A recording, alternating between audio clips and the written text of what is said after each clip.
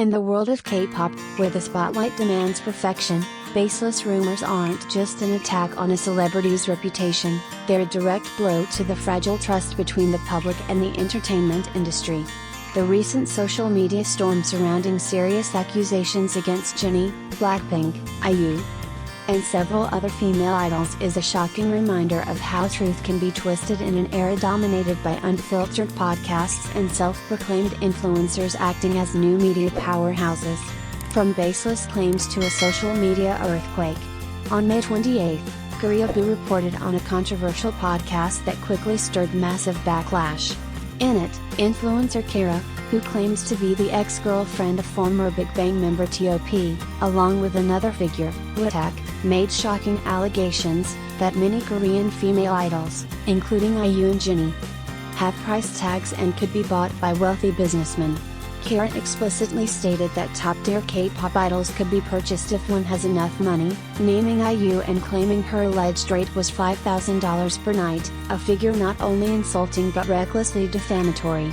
Wotak added fuel to the fire by claiming he had seen a sex video of Jennie with a wealthy heir, the son of the BMW empire, who allegedly bragged about paying for her and showed the video as proof. The reaction was swift and explosive.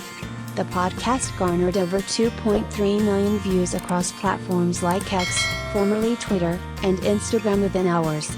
Fans of both IU and Jennie rose in unison to denounce the claims, accusing the influencers of spreading unverified slander and demanding that the artists' agencies take legal action. Podcasts, truth-telling platforms or weapons of misinformation? What's more disturbing than the content of the podcast is the format itself. Podcasts, platforms originally intended for thoughtful discussion, education, and sharing nuanced opinions, are now being weaponized as sensational rumor mills. In this case, no concrete evidence was provided. Everything was allegedly heard from someone, seen once, or told by a friend, wrapped in a tone of faux concern about the dark side of K-pop. This is a classic bait-and-switch tactic, wrap salacious gossip in the guise of investigative truth to generate virality. And in an age where speed trumps accuracy, such narratives can wreak havoc before anyone has time to verify them. So who bears responsibility for the destruction that follows? Trust, undermined, female K-pop idols under anonymous fire. This isn't the first time female idols have faced intense scrutiny or vicious rumors about their private lives. But this incident cuts deeper. The mere idea of pricing a public figure, especially artists like IU, with over a decade of spotless reputation, and Jennie, a global fashion icon who broke free of typical idol molds, reveals a dehumanizing, misogynistic view of female celebrities as commodities. The fact that these accusations were pushed by influencers with no journalistic integrity or verified sourcing underscores a disturbing trend. Public figures, particularly women, are increasingly vulnerable to character assassination masked as social commentary. All for views, likes, and shock value. Public outrage and the responsibility of ethical media. Wotak's response to the backlash, that he doesn't hate Jennie and was only repeating what he heard, did little to calm the outrage. Instead, it drew sharper criticism, with many accusing him of being opportunistic and manipulative, sensationalizing rumors to go viral, then shifting blame when faced with consequences. This time, the public outrage isn't just coming from die-hard fans. Even casual followers of K-pop are speaking up, recognizing that this goes beyond any one celebrity. It's a wake-up call about the unchecked influence of unregulated digital content. There's now increasing pressure on the artists' agencies, like EDM Entertainment, IU, and Jennie, to pursue legal action. Not to silence dissent, but to set a precedent, that artists are not passive targets for clout-chasing influencers. Conclusion: who gets to rewrite the standards of trust? In the wake of this controversy, one critical question emerges: who will defend the truth? The fans? Mainstream media? Or the very artists under attack? In a society where reckless words travel faster than verified facts, trust becomes more fragile than ever. The incident involving Jennie and IU is a sharp warning of the dangers of social media's unfiltered power.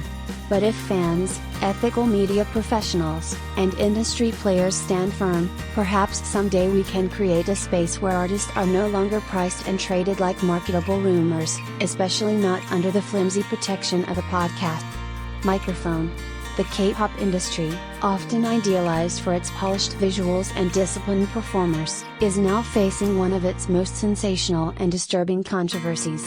Two of the most iconic names in South Korean entertainment, IU and Jennie of BLACKPINK, have become the center of explosive allegations spreading like wildfire across social media, sparking outrage, disbelief, and fierce public debate. The source of the fire, a controversial podcast.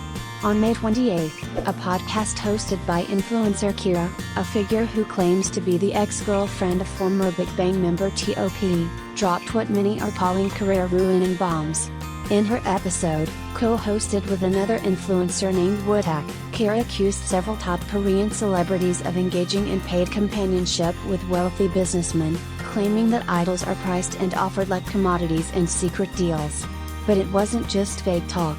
Kira named IU, one of Korea's most beloved singer-actresses, claiming that she could be booked for $5,000 per night, approximately 130 million Korean won.